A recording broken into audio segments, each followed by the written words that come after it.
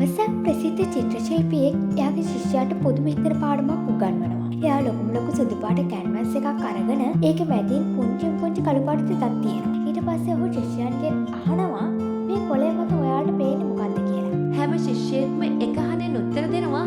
ඒක පුංචි තිතක්, කළු පාට තිතක්, කළු පාට ලපයක්.